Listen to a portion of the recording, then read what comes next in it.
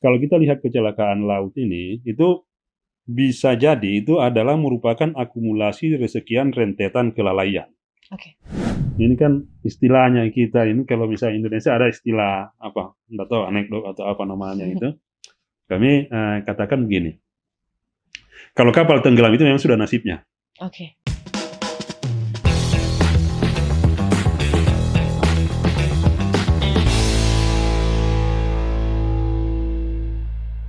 Halo pemirsa Unhas TV, senang sekali saya Rizka Fraja dapat kembali menjumpai Anda dalam program Unhas Speak Up.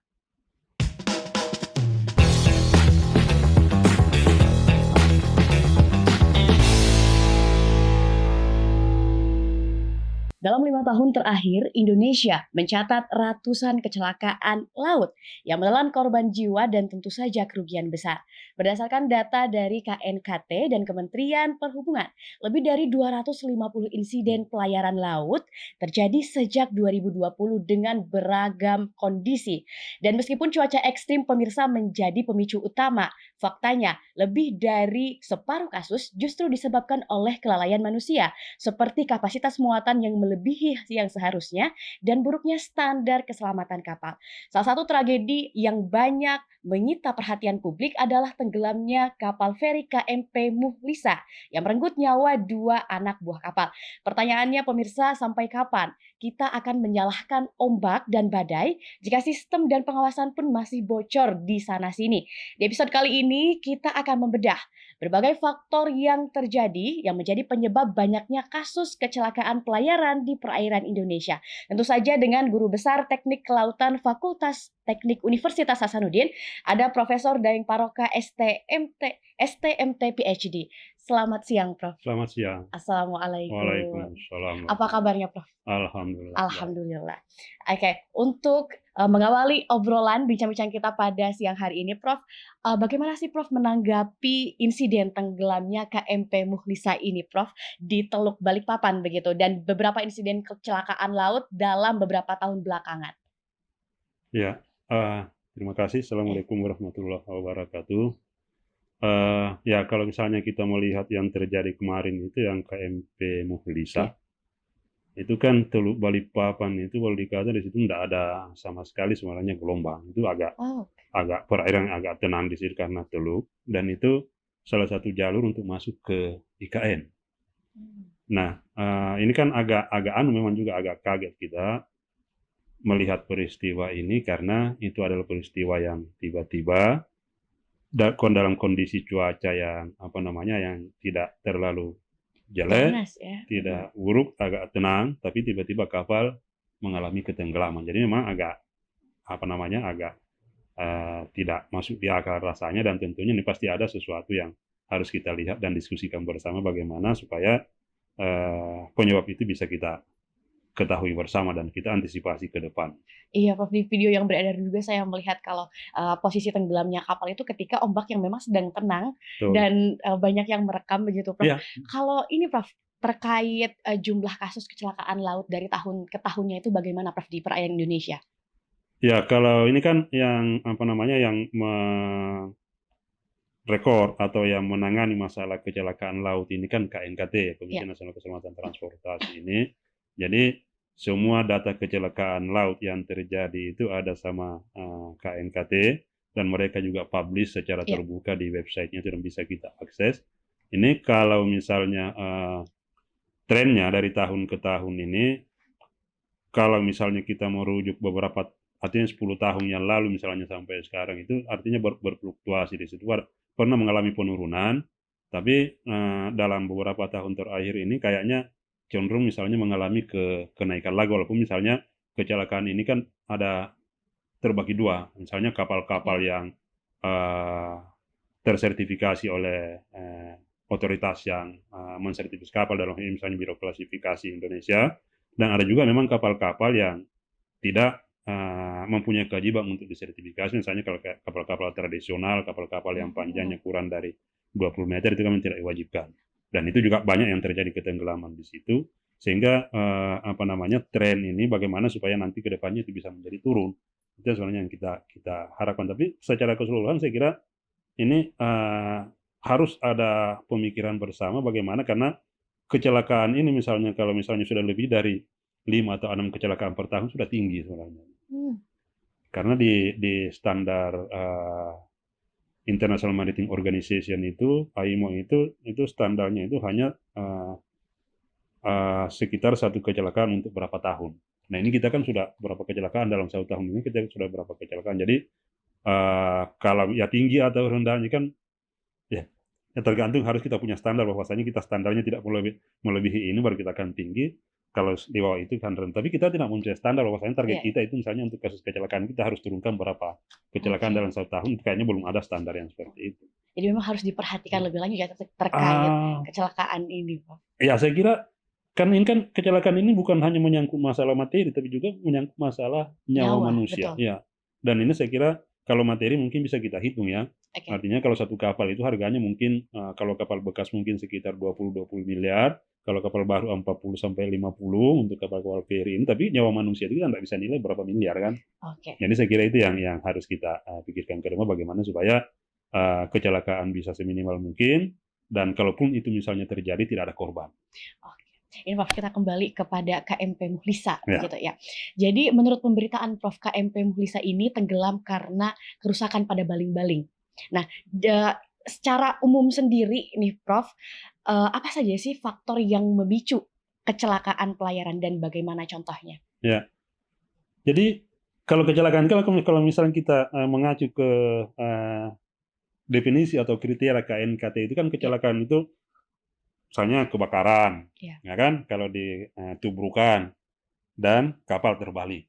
Itu 3 itu secara besar jenis-jenis kecelakaan laut yang didefinisikan oleh KNKT.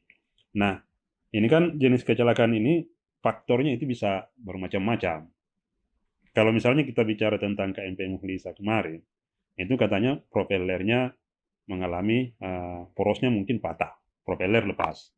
Akhirnya kan seperti apa itu propeller? Ketika ini kan propeller ini yang menggerakkan kapal. Jadi mesin melalui poros, kemudian ada baling-baling yang dimakan propeller. Nah ini yang ketika mesin berputar, maka baling-baling ini berputar, propeller ini berputar, maka menghasilkan daya dorong, mendorong kapal-kapal bergerak. Nah, itu kan porosnya itu besar. Iya. Tapi ya memang ya tidak menutup kemungkinan juga memang akan kalau misalnya sudah lama dipakai kan pasti akan aus, akan lelah dan akhirnya bisa patah. Memang masuk di akal. Tapi kan artinya kalau misalnya itu yang terjadi kan ada juga yang namanya perawatan pemeriksaan secara berkala yang harus dilakukan terhadap konstruksi daripada porosnya itu.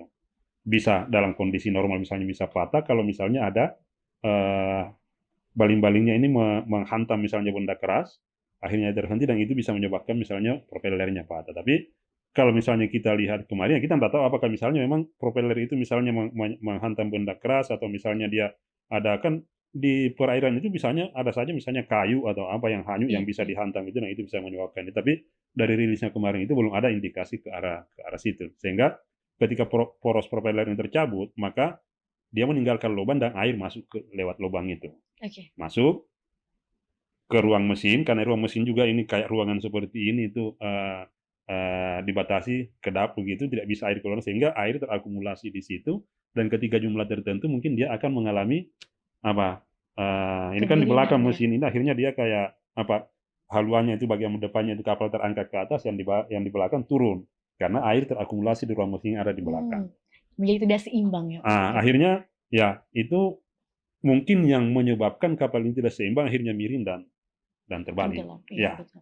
Kalau di Indonesia sendiri, Prof, di berbagai banyak kasus seringnya terjadi kecelakaan laut ini, apa penyebabnya? Kalau misalnya kita mengacu saja ke barangkali ke data KNKT.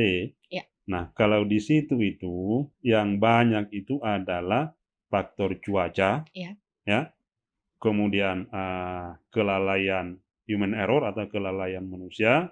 Itu yang banyak, itu yang banyak dari hasil investigasi daripada KNKT. Cuma kalau kita lihat kecelakaan laut ini itu bisa jadi itu adalah merupakan akumulasi dari sekian rentetan kelalaian.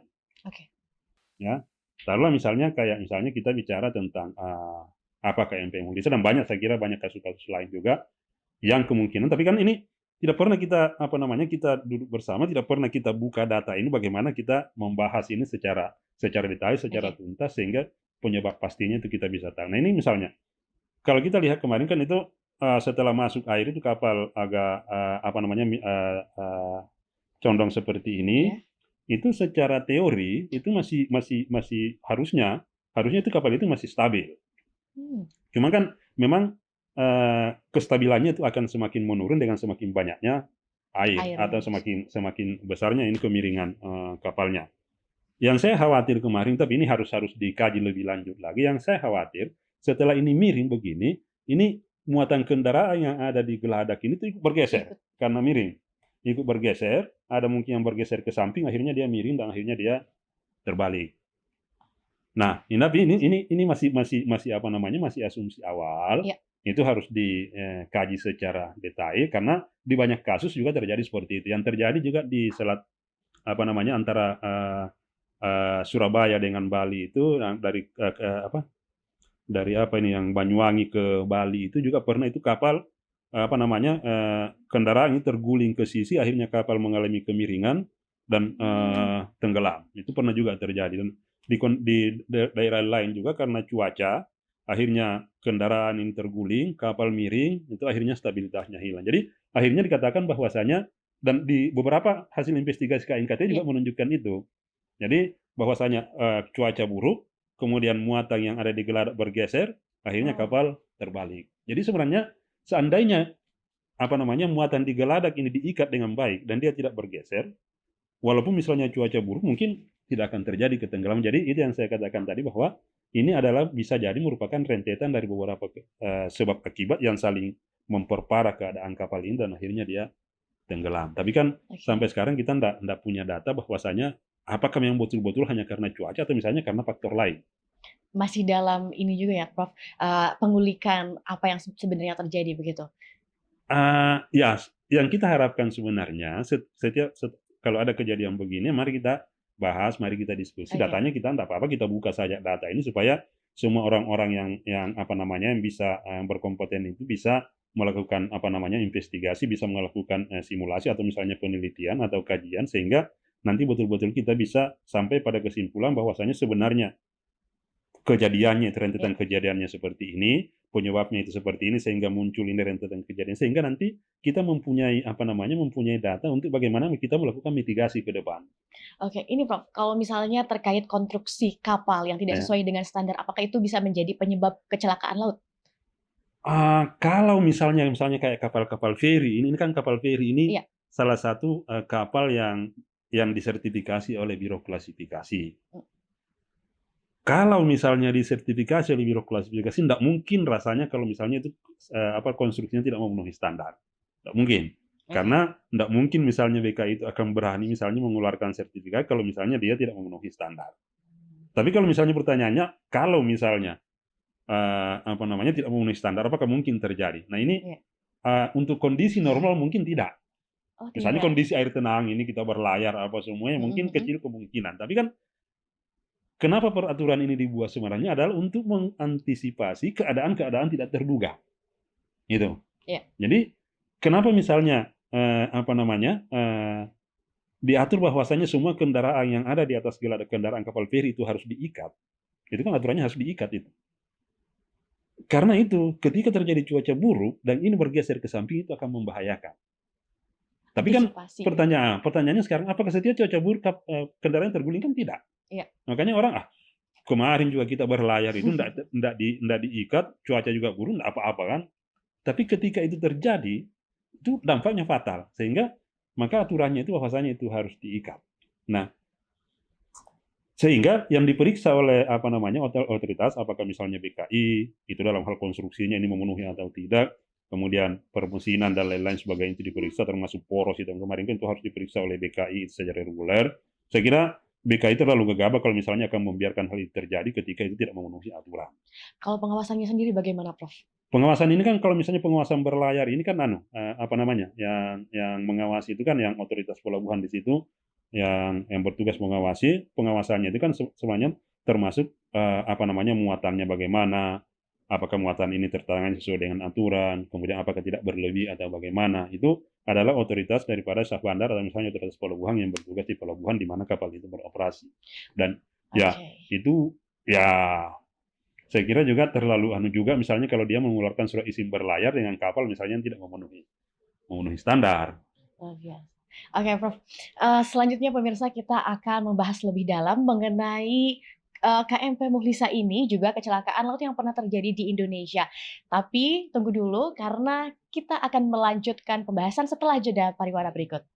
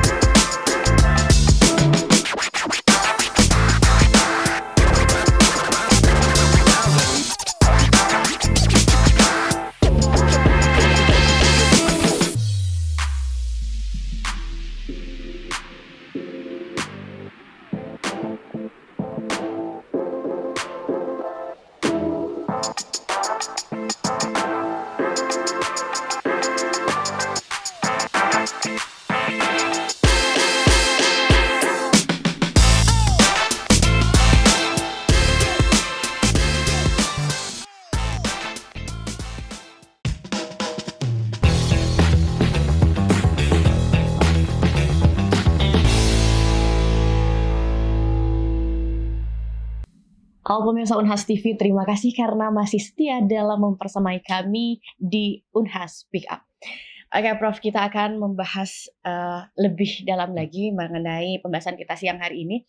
Prof, adakah inovasi konstruksi yang terkini ini Prof untuk bisa meminimalisir risiko kecelakaan laut yang terjadi di Indonesia?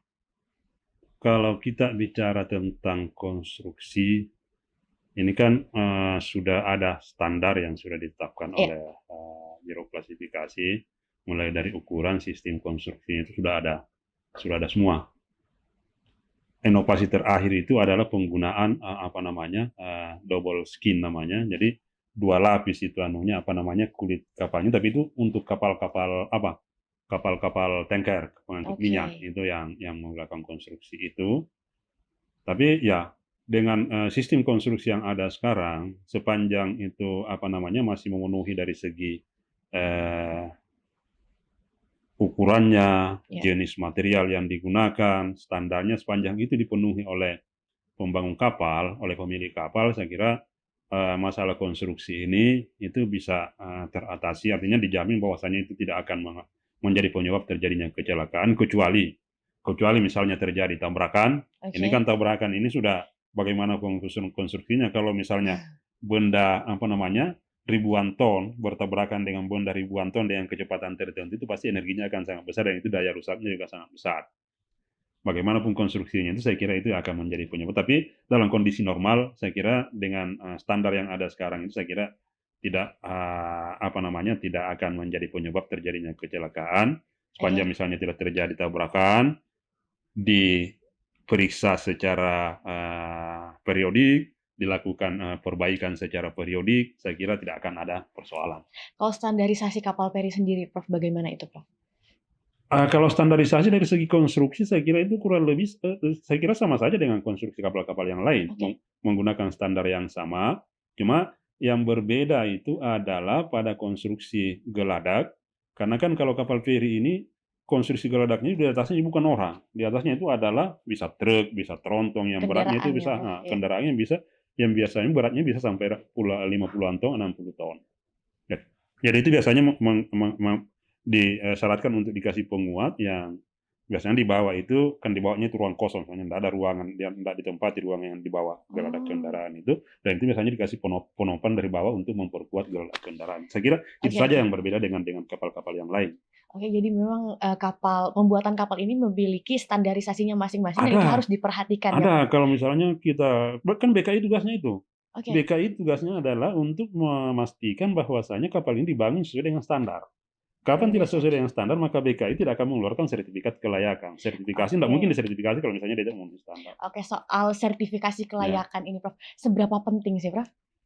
ya itu kan sertifikasi kan salah satu apa namanya indikator bahwasanya kapal ini dari segi standar Ya, sudah memenuhi untuk melakukan pelayaran sesuai dengan kondisi pelayaran sudah ditentukan, ya kan? Dan oke. batas-batas apa namanya kondisi cuaca, dan itu kalau kondisi cuaca kan nanti tergantung kepada apa namanya kepada BMKG, kepada Syah Bandar. Oke, berarti memang sertifikasi kelayakan kapal ini menjadi hal yang penting ketika kapal tersebut ingin, masuk ke dalam perairan Indonesia ya, Prof. Tapi banyak kasus di mana terjadi ada kapal yang dia tidak memiliki sertifikasi kelayakan dan kemudian terjadi kecelakaan kapal tersebut, Prof. Bagaimana tanggapan Prof? Ini kan gini,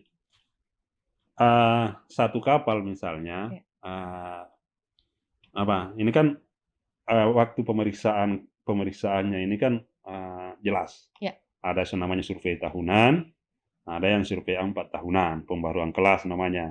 Yang survei tahunan ini itu adalah perawatan, yang survei 4 tahunan itu pembaruan kelas. Jadi kapal ini kan ada juga kelasnya. oke. Yang kelas A dengan notifikasi bagaimana, ada kelasnya semua. Nah, jadi itu dijalankan terus oleh BKI, dan kemudian setiap hasil pemeriksaan itu direkod. Kemudian kalau misalnya ada rekomendasi perbaikan yang harus dilakukan, maka harus direkomendasikan bahwasanya ini harus segera diperbaiki. Nah, cuma kan persoalannya gini, taruhlah misalnya satu kapal ini sudah disurvei oleh BKI, artinya masa Ya, periode untuk perbaikan berkalanya, survei berkalanya 1 tahunnya misalnya sudah. Kemudian ada satu hal misalnya, oh ini kamu harus naik dock misalnya. Cuma kan persoalannya, taruhlah misalnya kita dari satu pelabuhan ke pelabuhan lain kita akan melayani itu, atau misalnya kita berada di mana dan kita akan dock di mana, nah terus belum ada kapal penggantinya, makanya memang ada biasanya perpanjangan perpanjangan sertifikat untuk menunggu masa docknya ini kapal, tapi itu enggak terlalu, mungkin 3 bulan atau 6 bulan, dan setelah itu harus naik naik dock.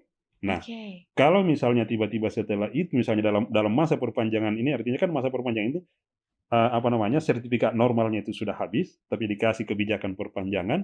Nah, kalau misalnya dalam masa ini terjadi kecelakaan yang terjadi selama ini, kan itu yang harus kita antisipasi. Itu yang harus kita bagaimana supaya ke depan itu kalau perlu nggak usah lagi ada perpanjangan-perpanjangan seperti itu kan. Oh, jadi memang sertifikasi ini harus ada perpanjangan? Eee, Perpanjangan sih maksudnya begini, katakanlah tadi misalnya kita melayari dari A ke B. Oke. Ini kan kalau misalnya kita langsung naik dock di sini, ini terhenti ini. Nah, sambil menunggu datangnya kapal pengganti misalnya, itu biasanya dikasih kebijakan misalnya 1 atau 2 bulan atau mungkin maksimal 3 bulan untuk menunggu kapal itu. Jadi ini walaupun misalnya ini sudah tiba masa docknya ini kapal yang tadi harus naik dock ini, tapi karena belum datang penggantinya, maka mungkin 1-2 bulan sambil menunggu datangnya kapal pengganti, dia masih melayani ini untuk menjamin kelancaran transportasi di situ. Nah, setelah itu dia harus naik dock, nggak ada alasan lagi. Kalau tidak, maka sertifikat kelasnya itu akan dicabut oleh BKI. Pengawasannya ketat juga ya, Prof? Ya. Oke. Oke, Prof, ini tadi kita sempat membahas terkait, ternyata banyak sekali faktor yang menyebabkan kecelakaan laut yang Mmm, terjadi di perairan Indonesia. mmm. Bagaimana tanggapannya Prof terkait kecelakaan laut itu karena kelebihan muatan, karena faktor keuntungan, Prof? Eee, anu, ini kan istilahnya kita ini kalau misalnya Indonesia ada istilah apa, nggak tahu anekdot atau apa namanya itu, kami katakan begini, kalau kapal tenggelam itu memang sudah nasibnya, Oke. ya. Padahal sebenarnya kan ini hanya anekdot saja, bahwasanya memang Tuhan itu sudah takdirkan bahwasanya dia akan tenggelam di situ. Tapi kan kalau itu, keyakinan itu yang kita yakini, ya untuk apa lagi kita membuat desain, untuk apa lagi kita membuat standar kan. Nah, yang kita lakukan di standar ini seperti yang saya sampaikan di awal tadi, bahwasanya untuk mengantisipasi hal-hal yang tidak terduga, yang kita pun tidak tahu ini apa akan terjadi atau tidak. Nah, makanya dibuatlah misalnya kalau ukuran konstruksi itu ya ini memang harus. Ya. Karena kan jelas, misalnya dalam kondisi normal pun itu kan, kalau kapal terapung maka tekanan air laut itu ke dinding kapal itu besar, dan itu kalau platnya tipis maka bisa jebol, ya kan. Kemudian dia harus beroperasi misalnya dalam 4 tahun baru misalnya naik dock, atau misalnya 1 tahun baru dia diperiksa, maka selama rentang itu kan akan terjadi korosi, sehingga ini akan menipis, sehingga maka disitulah pentingnya itu melakukan pemeriksaan secara berkala. Nah,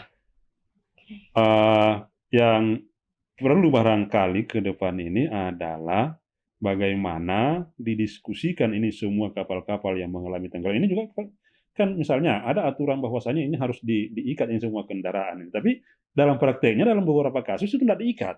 Alasannya ini kan perairan tenang, tidak ada gelombang. Untuk apa kita ikat, buang-buang waktu kan, buang-buang energi. Ini kan jaraknya cuma 1 jam perjalanan misalnya, jaraknya cuma 2 jam perjalanan. Tidak perlu kita ikat. Tapi ya seperti yang terjadi kemarin KMP Muhlisa, tapi kita tidak tahu apakah betul dia tidak diikat atau diikat, tapi informasi itu bahwasanya kendaraan di atas itu tidak diikat.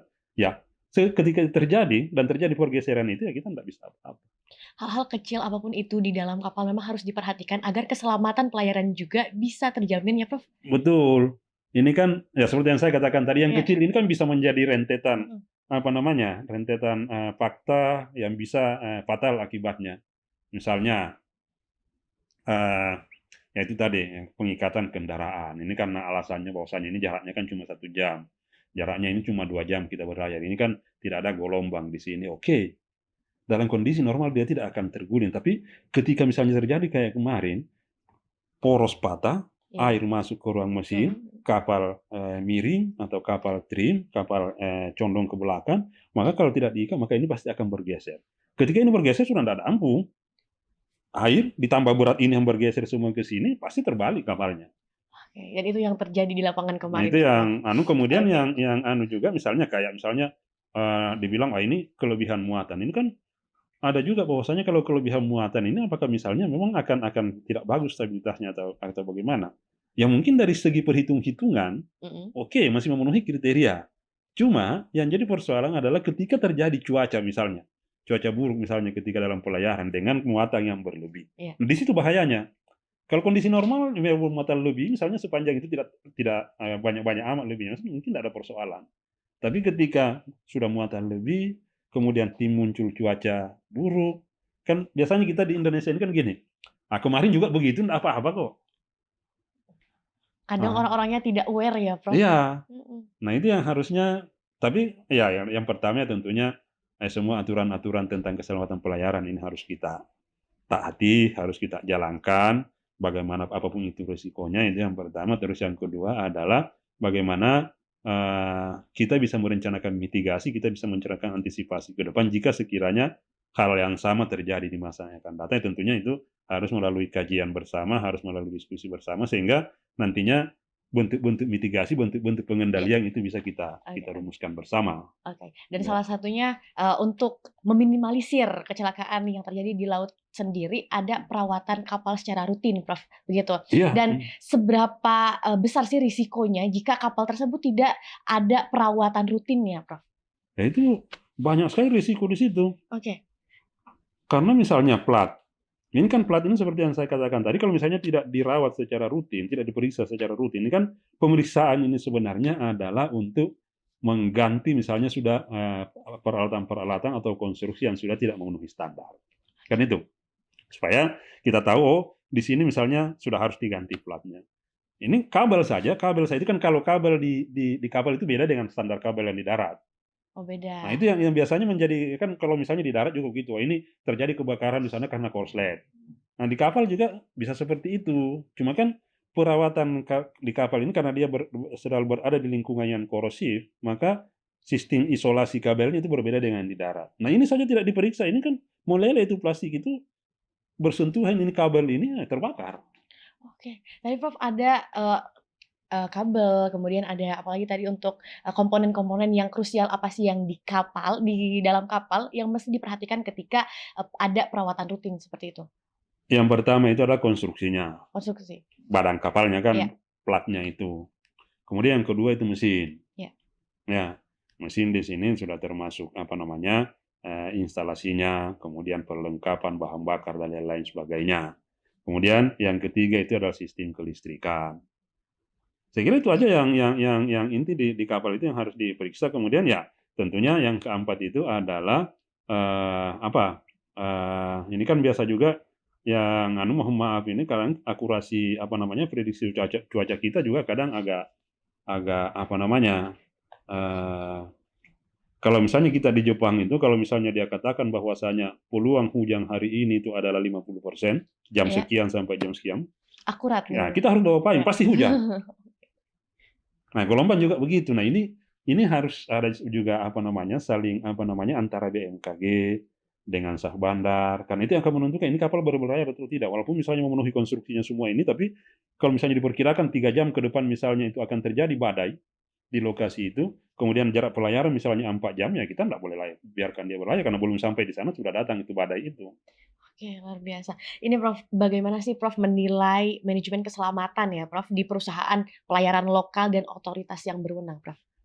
Untuk itu ada yang namanya apalagi nih, safety management, safety Oke. management code. Jadi semua perusahaan pelayaran itu harus sertifikasi di situ. Jadi mulai dari mulai dari sumber daya manusianya, kemudian operasionalnya itu bagaimana, kemudian sistem kerja yang ada di situ seperti apa, standar-standar keselamatan yang digunakan seperti itu diperiksa semua. Jadi bukan hanya kapalnya, perusahaannya pun itu di audit. Oke, jadi saya baru tahu informasi tuh Prof, ternyata yang diaudit itu tidak hanya kapalnya tapi perusahaannya, jadi menyeluruh Iya, ya Prof? ya orang Iya. orang di kapal saja itu yang bawa kapal saja itu sertifikatnya itu harus diperbaharui Oh, setiap berapa oke. tahun loh. Bukan orang-orang sembarangan tentunya. Iya. Oke, Prof, dalam beberapa kasus kecelakaan yang terjadi di perairan Indonesia ini, ada, kelalaian akan keselamatan menjadi penyebab. Apa saja sih bentuk kegagalan nih, Prof, prosedur keselamatan yang paling sering ditemukan dalam investigasi kecelakaan kapal di Indonesia? Kalau kita lihat di data KNKT, Iya. itu, hasil investigasinya itu yang pertama itu ya itu tadi, kalau misalnya kapal, yang tabrakan itu, biasanya itu adalah cuaca dengan manusia, Iya. human error dengan cuaca biasanya. Karena kan kalau misalnya kapal ini berlayar, ini sebenarnya ada juga standarnya. Bagaimana etika kapal itu berpapasan, bagaimana etika kalau kita mau mendahului kapal itu ada semua aturannya itu. Jaraknya berapa, yang mana yang harus berhenti, yang mana harus jalan, itu ada semua. Oke. Jadi artinya tidak masuk di akal kalau misalnya kita Mhm. mentaati semua itu akan terjadi tabrakan. Tapi kan cuaca ini berpengaruh kita mau belok kanan, tapi karena cuaca keras ya kita nggak bisa belok kanan. Akhirnya Mmm, tabrakan misalnya, itu adalah faktor cuaca, kan? oke. Nah, faktor manusia ini kadang itu tadi, ini kita pasti kita jalan saja, padahal sebenarnya dia yang berhenti membiarkan kapal lain kan, lewat. Oke. Aturannya kita yang harus berhenti, tapi wah ini kayaknya kita dapat ini, kita bisa lewat itu sambil dia. Ini dia ada hati-hati jalan ya tabrak.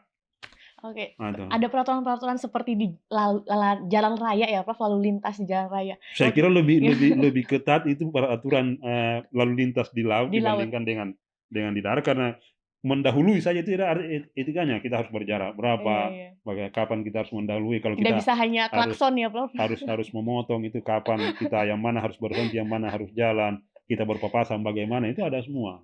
Oke, luar biasa.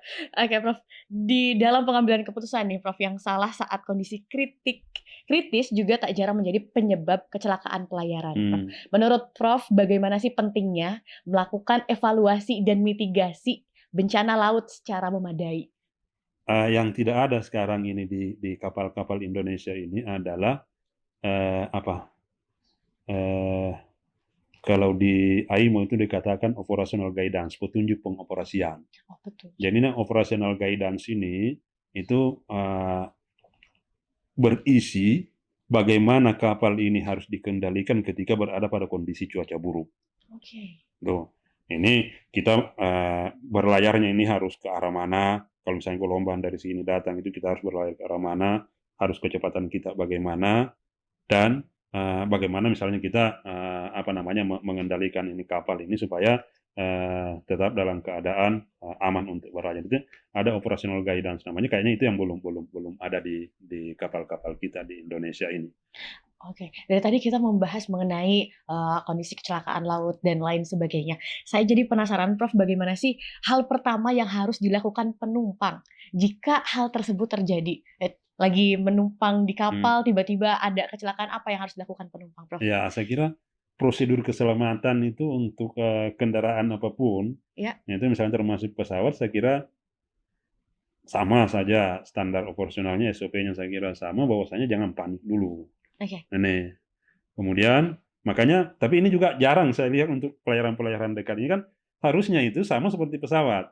Ketika kita naik ke kapal, itu dia harus kasih tahu kita Oke. bahwasanya lokasi lokasi skoci itu di mana, bagaimana kita mengaksesnya, kemudian lokasi pelampung itu di mana, jumlahnya berapa, Betul, betul. dan tersedia di mana saja itu harus diumumkan sebenarnya oleh kapal. Cuma itu kan jarang saya yang tak tahu lah kalau misalnya Iya, iya. sekarang sudah seperti itu, sehingga nanti ketika terjadi kondisi yang darurat, misalnya kecelakaan, dengan bantuan ABK, awak kapal, ini kalau kita tidak panik kan dia bisa distribusinya itu di posisi ini ada sekian pelampung di posisi ini, kita tinggal ikuti arahan mereka saja sebenarnya. Dan ya kalau kita ikuti arahannya itu saya kira akan aman, kita bisa mendapatkan peralatan keselamatan yang bisa membantu kita untuk menyelamatkan diri. Kecuali kalau misalnya yang penumpangnya banyak dibandingkan dengan alat keselamatan yang ada, itu menjadi masalah kalau itu. Tapi kan itulah makanya perlu juga jangan terlalu lebih itu penumpangnya terlalu banyak, karena ketika terjadi kecelakaan itu dampaknya akan ke situ. Nyawa lagi ya Prof Iya. pada akhirnya. Oke. Prof, adakah rekomendasi jangka panjang nih Prof dari sisi desain kapal ataupun manajemen pelayaran dan kebijakan nasional untuk menurunkan angka kecelakaan laut? Silakan Prof. Saya kira itu tadi persoalannya, bahwasanya yang pertama itu adalah bagaimana kita membuat operasional guidance, kemudian yang kedua adalah bagaimana kita membuat atau memformulasikan mitigasi atau tindakan pencegahan untuk berbagai jenis kecelakaan yang sudah diinvestigasi oleh KNKT di masa yang akan datang. Sehingga itu nanti mungkin bisa menjadi aturan ya yang harus ditaati oleh semua pelaku pelayaran atau transportasi laut di Indonesia. Karena begini, aturan-aturan yang ada itu berangkat dari kecelakaan. Itu. Titanic tenggelam menabrak gunung es, akhirnya muncul itu aturan tentang pembagian ruangan di dalam kapal. Jadi aturan-aturan yang ada sekarang itu adalah di latar belakang semua oleh kecelakaan. Akhirnya muncul yang aturan. Nah, di Indonesia itu juga harus seperti itu. Kecelakaan ini kita harus investigasi baik-baik, kita teliti baik-baik, kita kaji baik-baik, sehingga nanti kita bisa memformulasikan bagaimana mitigasinya, bagaimana pencegahannya, dan itu bisa kita jadikan aturan keselamatan di masa yang akan datang. Saya kira kalau itu bisa kita lakukan, maka karena kecelakaan ini memang tidak bisa kita katakan bahwasanya kita akan nolkan, tidak mungkin. Karena kecelakaan yang terjadi hanya Tuhan yang tahu bahwasanya kapan akan terjadi kecelakaan, tapi minimal kita bisa ada upaya untuk meminimalisir, dan saya kira kalau itu kita lakukan, maka saya yakin bahwasanya tingkat kecelakaan pelayaran ini akan bisa kita minimalisir di masa yang akan datang. Oke, luar biasa sekali Saya Prof. kira seperti itu. Ya, baik pemirsa, tragedi KMP Muhlisa ini menjadi cermin betapa kompleksnya masalah kecelakaan laut yang ada di Indonesia. Dari perbincangan kita kali ini, kita belajar bahwa kecelakaan pelayaran itu bukan sekadar soal teknis ataupun soal cuaca yang buruk, ia adalah potret dari banyak faktor yang saling terkait regulasi, pengawasan, sumber daya manusianya juga, dan budaya keselamatan yang ada di Indonesia sendiri. Kami mengucapkan terima kasih kepada Profesor Daeng Paroka ST MT PhD. Terima kasih atas waktunya karena telah berbincang-bincang bersama kami di Unhas Speak Up. Dan pemirsa Unhas TV, terima kasih juga kepada Anda yang telah menyaksikan Unhas Speak Up. Terus saksikan acara-acara menarik Unhas TV lainnya dengan saksikan terus Unhas TV. Saya Rizka Amalia Fraja mewakili kru yang bertugas, pamit undur diri dan sampai jumpa.